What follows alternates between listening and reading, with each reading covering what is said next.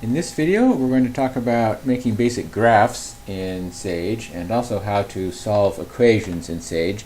We'll do that graphically, and there's a couple different commands in Sage for solving equations. So first off, let's talk about basic graphing. The command in Sage is plot, P-L-O-T. Here's an example. Let's say I want to graph the function f of x equals x squared. So you just type plot, parentheses, and then you put x squared in there. That will give you this default graph.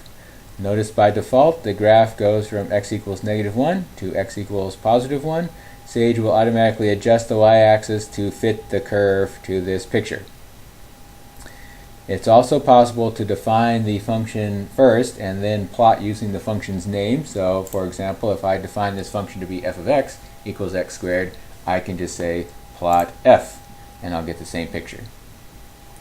Alright, what if you want to change the plot window? You don't want -1 to 1 along the x-axis. So to change the horizontal axis, there's different ways in Sage, but the way I'm going to ask you to do it is to use the xmin and xmax options. I think this will make your code easy for other people to read, and it's kind of self-evident what xmin and xmax means. Now, options within a command are separated with commas, so here's the same function, f of x equals x squared. I want to change the plot window so that x ranges from -10 to 10 instead of -1 to 1. So you put plot, parentheses, the function you're trying to plot, which you could put either x squared or f, and then you put a comma, and then xmin equals -10, and then another comma, and xmax equals 10. And now it changed from -10 to 10. Now this picture looks the same because Sage has automatically adjusted the y-axis, so the shape looks the same as our old graph, but the axes have changed. Alright, in this third example, we'll look at x squared from -5 to 20 along the horizontal axis. So xmin is -5, xmax is 20. Alright, no big deal. Again, Sage is automatically choosing the y-axis for you. Many times that's perfectly alright. Sometimes it's not. Sometimes you want to choose the vertical axis, just like the horizontal one. In that case, you use the options ymin and ymax. Okay, so let's say I want to do x squared from -10 to 10 in the x direction and -10 to 50 in the y direction. And so you just put another comma and ymin equals, another comma, ymax equals. And the window is just like we chose. Alright, here's another one. Notice I put ymin at -100 and ymax at +100. I put xmax at 20. I did not specify xmin. So if you don't tell it what to use for xmin, it defaults to -1. And so it starts at -1 and goes out to 20. Notice this is not a very good window for this function. I cut off the ymax here at 100, and so basically from 10 to 20 there's nothing. So, and down here from -100 to 0 there's nothing. So this is not a good window. It's just an example. Okay, if your function happens to be a function of a variable other than x. So in here, this one I have t. That's fine. You can use whatever variable you want. That t is just a placeholder. There's nothing special about x. I just want to point out that the plot options have the same name. You don't put tmin and tmax. Okay, Sage doesn't care what you call the variable.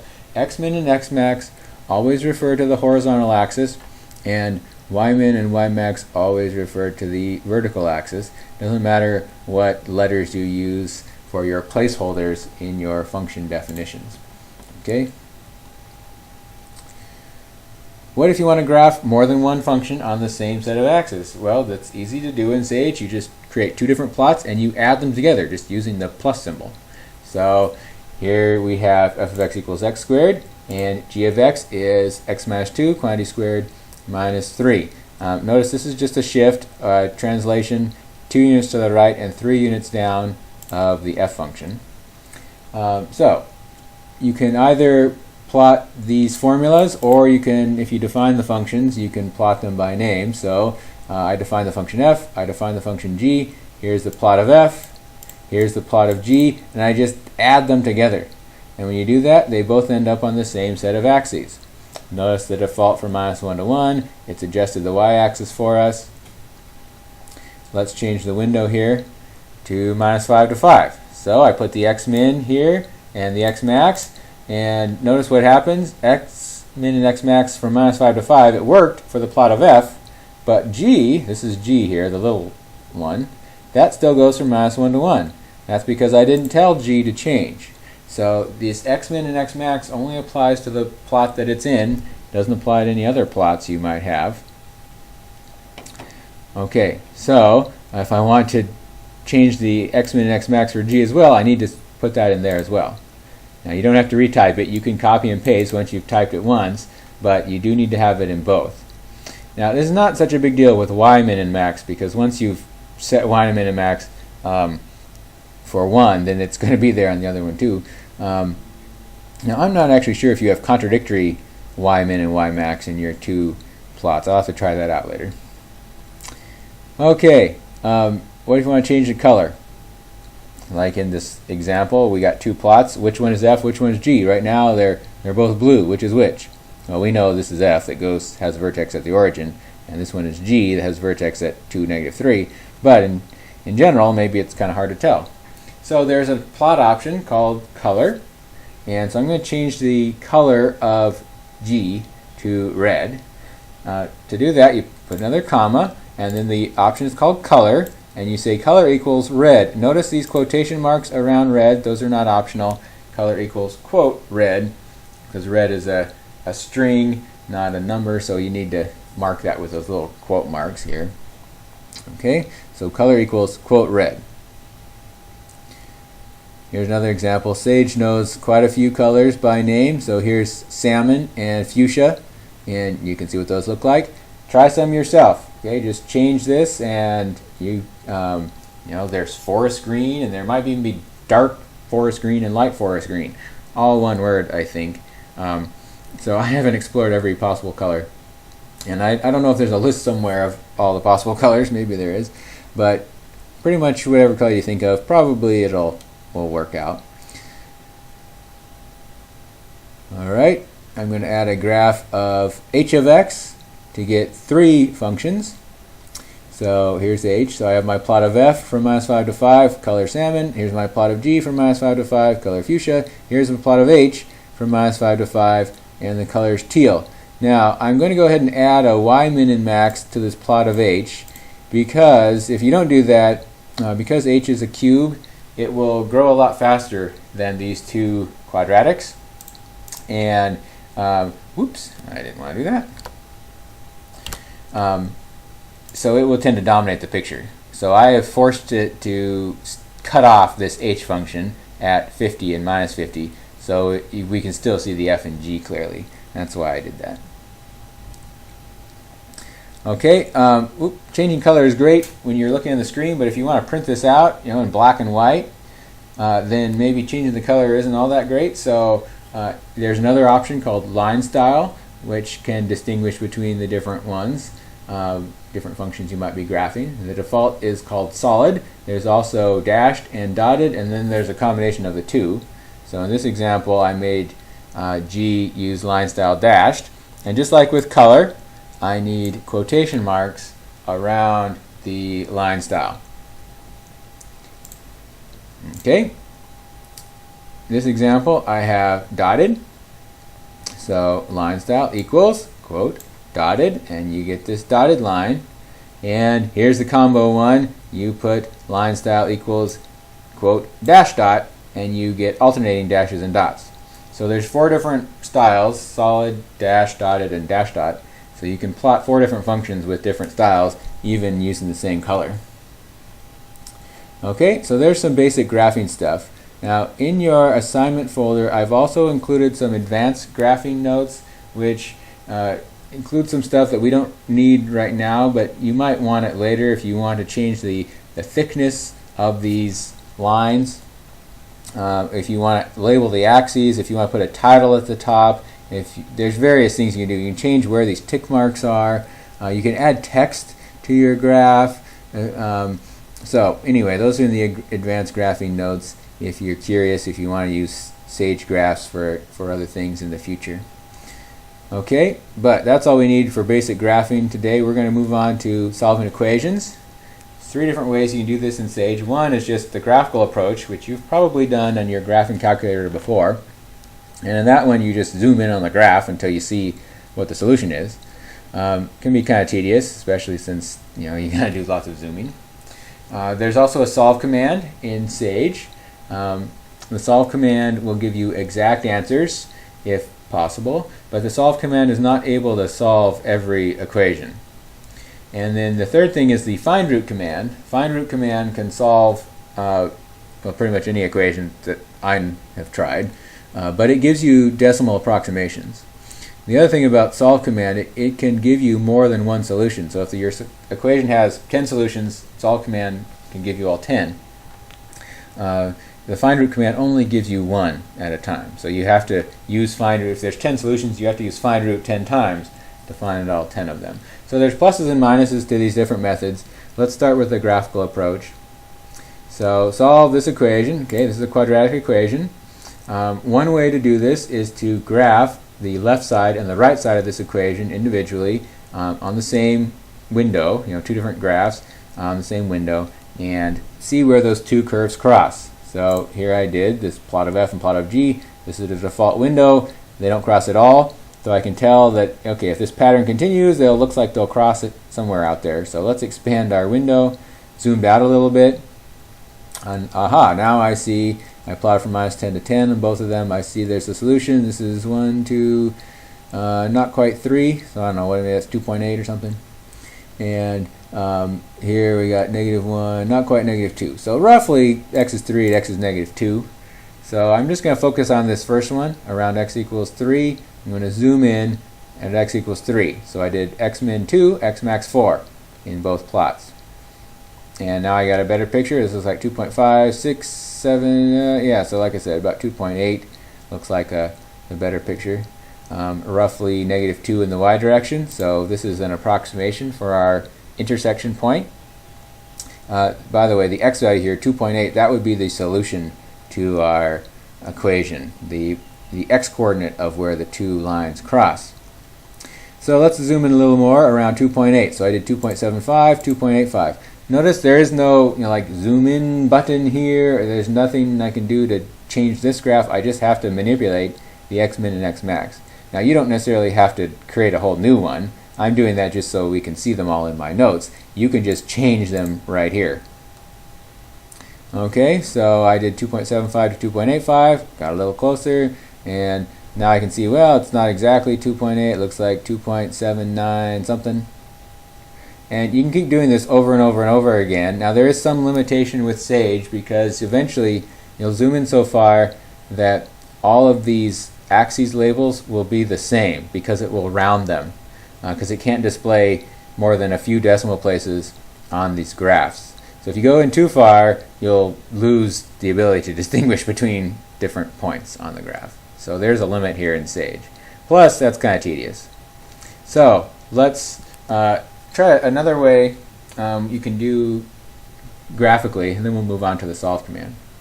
So in that last example, example 15, I graphed the left and right side of the equation separately. You can also plot the equation itself in Sage. So here I have plot, and then I type the equation itself, x squared minus 10 equals 2x minus x squared. Now notice here, when I type an equation in Sage, I need two equal signs. That's because a single equal sign is used for assigning something. Like here, x min equals -5. That defines x min to be -5. Or if I put f of x equals x squared minus 10, that defines f of x. So a single equal sign in Sage is used for making a definition.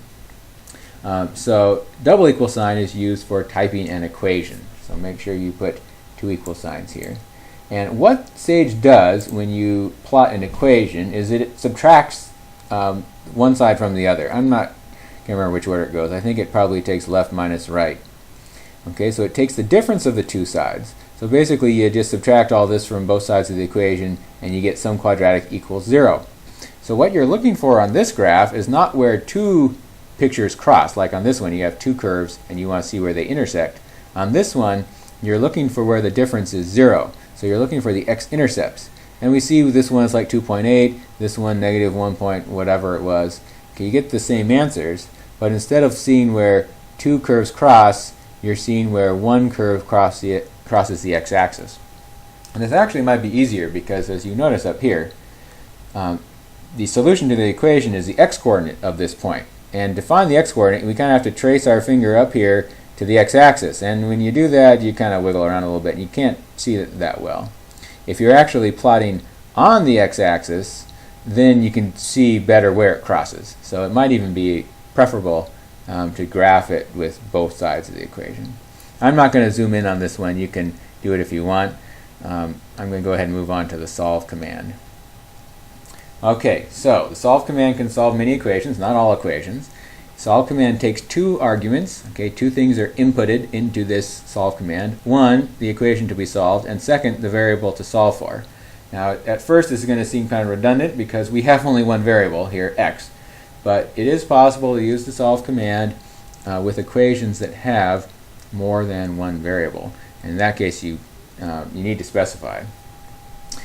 And even in this one, we have one variable. That's how the solve command is designed. You have to specify the variable, and that's how you do it. So let's look at this example.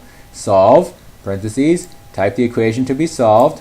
Remember double equal sign whenever you have an equation in Sage. And then you put a comma, and then after the comma is the variable you want to solve for, which in this case is x. Now, I've previously defined these functions as f of x for the left side and g of x for the right side, so I could have done solve f equals g. By the way, this little pound sign is how you do a comment in Sage. So I mentioned that in the intro. So this is how I make a little comment. Sage will not process this line. Okay, well, here's the answer. X equals this ugly mess, and then notice comma, there's a second answer. X equals this. So we got two answers. X equals this or X equals that. So you have a list of answers. That's why there's these square brackets. Sage uses square brackets for a list of things. Here we have a list of equations, a list of solutions. X equals this, X equals that. I use the show command to make it look a little nicer. Remember, underscore refers to the last output, so when I do show underscore, it shows whatever came out of the solve command. So here's the answer I get. I got this one, I got this one, there's my two answers. If you want to convert those to decimal, remember the capital N command converts to decimal. So capital N, parentheses, you can copy and paste from here down to here. Copy and paste these answers. You don't have to type it yourself. And there's the decimal. Now, unfortunately, you can't just do N underscore up here because what's here is not a number, it's a list of two things. And even if you access the first thing in the list, what's there is not a number but an equation. Now, it is possible to access, there's a command you can type where you could get the first element of the list and the right side of the equation, and you could highlight the number. I'm not going to tell you to do that because it's too complicated. It's easier if you just copy and paste. Okay, here's another example. Solve for x. We got a cubic equation. Now there is a cubic formula that would allow you to solve for this exactly by hand, but let's have Sage do it. Solve, type in the equation. Don't forget these explicit multiplications in Sage all the time. Don't forget double equal sign. Don't forget comma x to tell it to solve for x. And I have 1, 2, 3 solutions here. Can you see 3? Here's the first one, blah, blah, blah, blah, blah, until the comma. Here's the second one, blah, blah, blah, blah, blah. Here's the third one. 3 solutions. And here you could have just used show underscore if you wanted to. The reason I broke this up into 3 separate ones is to make sure that these were on 3 separate lines, just so they're easier to see. If you just did show underscore, the second one might kind of start here and go like wrap around, and it would just be harder to read. So that's why I did that. That's how you access a particular element in a list. Underscore, remember, refers to the last output. The last output in this case is this list of 3 items. To access an item in a list, you put square brackets and the index of the item. And in Sage, lists always start with index 0. So underscore bracket 0 is the 0th element of the underscore list. In this case, that's the first thing. So the index 0 is the first thing in the list. Index 1 is the second thing. Index 2 is the third thing. And it's kind of irritating that the index doesn't quite line up with which element it is if you kind of start with 1. You got to start counting at 0. You don't have to do that yourself. You can if you want to. If you get something really complicated and you use show and it's all messed up and you want to just access a particular element, you can do that if you want to. But anyway, here's our 3 answers.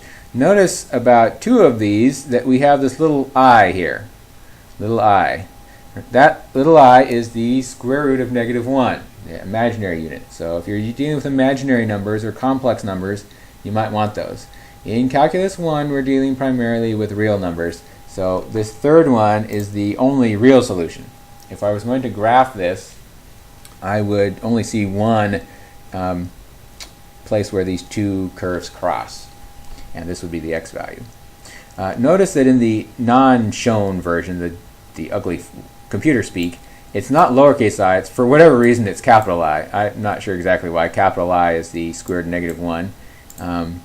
There, that's just how they programmed it. But when you use show, it does come up as lowercase I. That's how we normally write it. Okay, convert to decimal. I went ahead and converted all 3 to decimal, and I see there's only one real solution, and these are complex numbers. See how there's a 3i or -3i. One caution here, sometimes when you see this little I, you think, oh, it's a complex number, but really this is not necessarily the most simplified version of this number. And sometimes if you would simplify, just do the hard algebra, sometimes the imaginary stuff actually cancels out and the solution is real. So just because we see an I here doesn't automatically mean this is a complex number. It might actually be a real number where these I's actually would cancel out if you kind of did the algebra better. That is possible. It doesn't happen here. That's why I always recommend whenever you see something that's potentially complex, convert it to decimal. And if you convert it to decimal and see, is there actually an imaginary part here? And here it is. It's like 2.98i. That's the imaginary part. If you see this imaginary part that's like very small, and we'll see examples of this later in the semester, you'll see a scientific notation here, like e to the -15. That means that's probably round off error. Okay, I'll talk about that more when we get to there. Just now, red flag warning. If you see something that looks like it might be imaginary, make sure you double check. Don't just assume it is. Anyway, here's a graph of the 2 sides of that equation, and we can see there's one place where they cross here around 1.2, and this is the decimal approximation we got. If you want the exact answer, there it is. It's terrible. Okay, so that's the solve command. 3rd and finally, we have the find root command. Now there are some equations that the solve command can't do, and so in that case we'll have to use find root command to approximate solutions. Okay, so here's an example. Cosine x equals x. Simple equation, right? But hard to solve. So when you ask Sage to solve this, it does nothing. It says x equals cosine. Notice there's still x's on both sides. It has not solved the equation. It tries to do what it can. Sometimes the solve command can simplify the equation, manipulate the equation somewhat. In this case, it doesn't do anything. There are cases where it actually will do a little bit, like it'll kind of get started, and then it'll get stuck. Here, solve command does nothing. So we're going to have to find a numerical approximation using the find root command. Now, the find root command only gives you one solution, the first solution it finds. And you also have to tell the find root command where to look. You have to give it an interval of x values, and it will search for a solution in that interval. If there's a solution outside that interval, it won't find it. If there's 10 solutions in that interval you provide, it's only going to find one, and then it'll stop. So it's very important that you know in advance how many solutions there are and roughly where they are. And the way we'll do that is graphically. So we'll start with a graph. We'll get an idea of how many solutions there are and approximately where they are, just roughly, ballpark estimate. And then the find root command can give us 15 decimal places for approximation. All right, so I plotted my 2 sides of this equation, cosine x and x. This is the default window. I see one crossing point, roughly 0.75, 3/4. Now in this particular case, I know there are no more crossing points because I understand these functions. So this cosine x function, this just alternates between -1 and 1, oscillates, and so it's never bigger than 1 from here on. This red line, that's y equals x, it's always bigger than 1 from here on, so these are never going to cross again. Same thing over here. This guy is never smaller than -1. This guy is always smaller than -1 past here, once you go past x is -1. So these guys are never going to cross again out there. This is the one crossing point. Now, that analysis depended on my previous understanding of these two functions. If you're dealing with more complicated equations, functions you don't understand, you have to produce good graphs of the functions first before you can trust the picture. That's actually a huge issue. We're going to spend 2 weeks doing what I call function analysis. Once we learn some calculus, we'll use calculus to produce a complete graph of the function, and then we'll be confident that we have the whole picture. For now, we're just going to have to depend on our pre-calculus knowledge of these functions. Okay, I got one solution. It's near 0.75. Now I'm ready to use the find root command. So find root needs 3 arguments. Okay, here's what it looks like. Find underscore root, parentheses. Type in the equation. Don't forget the double equal sign. The find root command, you do not specify the variable to solve for because there can be only one variable. With the solve command, you can have more than one variable. We'll look at some examples of that in a minute. With the find root command, you can have only one variable because this is a numerical approximation command. There can be only one variable, so the answer will be a number and not some expression involving other variables. So there's our equation. Do not specify the variable. What you do specify is a range of x values to look in. So I've specified -1 to 1. So that says I'm going to look for a solution between -1 and 1. And it found an answer, 0.739 and change. So that's roughly the 3/4 that I saw in the picture. Okay, that's the only answer, so I'm done here. Notice that this is just a ballpark. I could put -10 to 10. I could put -1,000 to 1,000. It'd still find the same answer. I could put 0.6 to 0.8 and it'd find the same answer. So you don't have to be super accurate with these ranges. The important thing is that this range should include only one solution. If it includes multiple solutions, you're not going to get all of them, just one of them. Alright, let's do one that has more than one solution. Solve for x. E to the x minus 1.1 equals sine of x. So I tried the solve command. You should always try the solve command first, because if it works, great, you're done. This one doesn't work. See, there's x's on both sides. So let's use find root. Now one way is just to kind of guess and hope for the best. So for example, let's just try find root on this equation. I'll search for -10 to 10 and I'll hope for the best.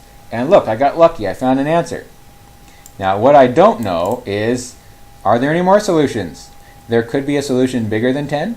There could be solutions less than -10. There could be additional solutions between these two. I don't know. So I could just randomly guess and check and hope that I find them all. That's possible. Or I could try to produce a decent graph and see how many answers there are and where they are. So that's what I'm going to do. Now it may take some fiddling to get the graph that looks nice. Notice that my x min is -3, my x max is 2. I put a y max at 1 over here on this one. Why did I put y max at 1 on that one? Because that's the sign. Actually, y max needs to be 1 on this one, but it doesn't matter. Okay, so here I fiddled around with my picture until it looked nice. I see 3 places where these cross. 1, 2, and 3. Now, do they ever cross again? The answer is no. This is exponential function, just keeps on going up. It's always bigger than 1 from here on. The sine function is never bigger than 1. It oscillates. Down here, the sine function is never smaller than -1.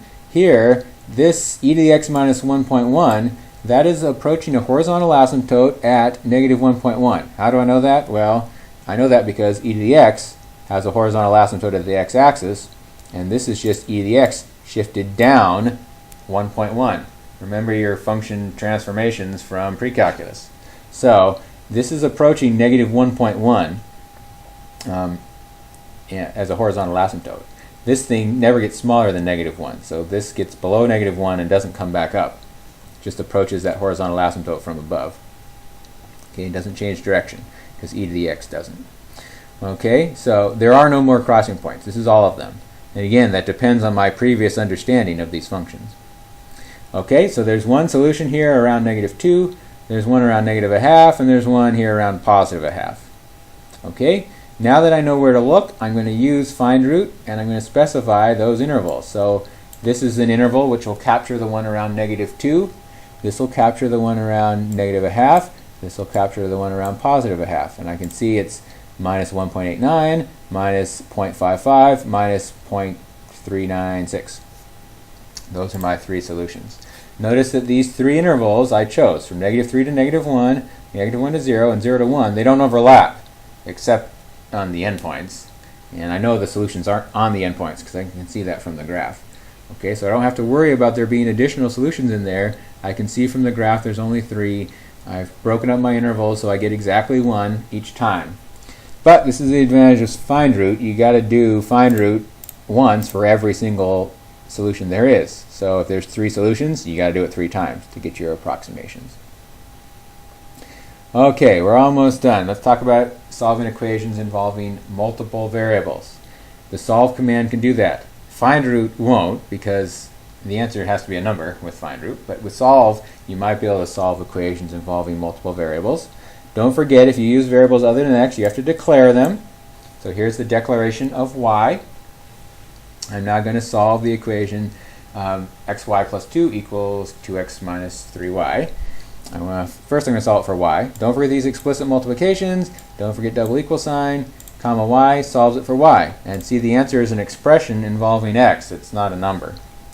I'm going to solve that same equation for x, just for fun. So I put comma x, and I solved it for x. Of course, you get x in terms of y.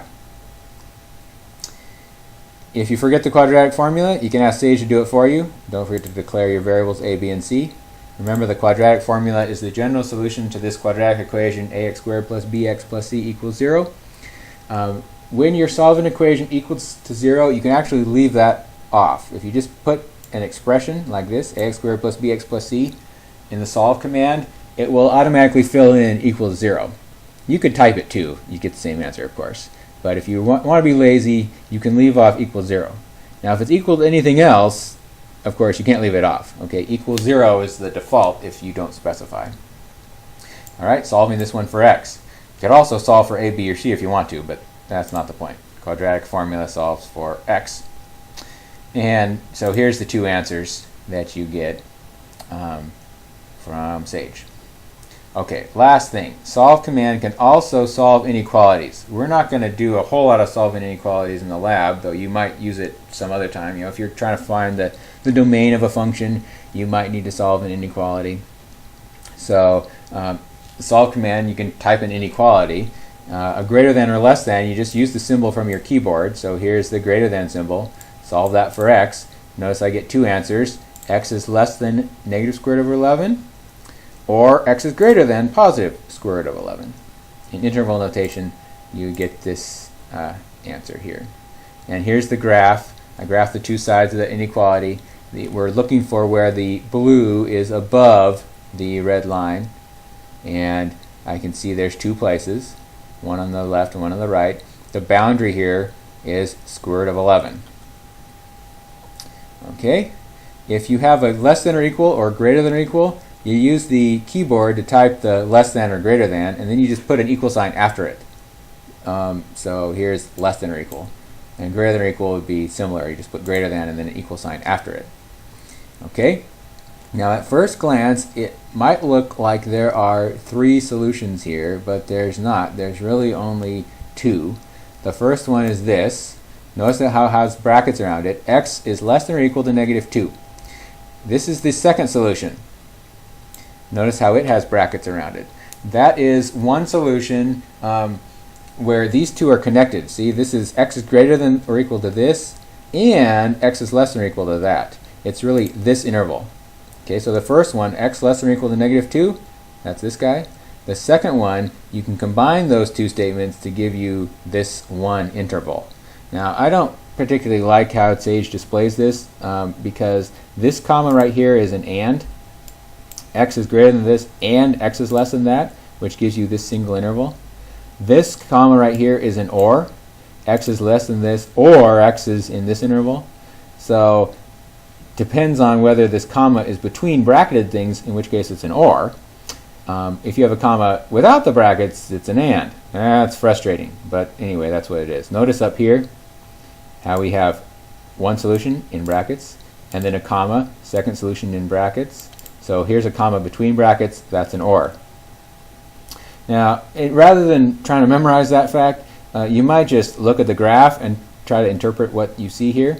So on the graph I can see, what am I trying to look for? I'm looking for where the cubic is less than or equal to the horizontal line here at 2.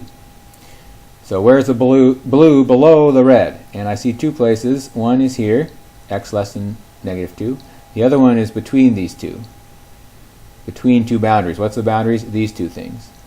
So if you were going to try 3 solutions, you would say, okay, less than this, bigger than that, and less than that. Notice what happens if you just took greater than this. You would get from here on up.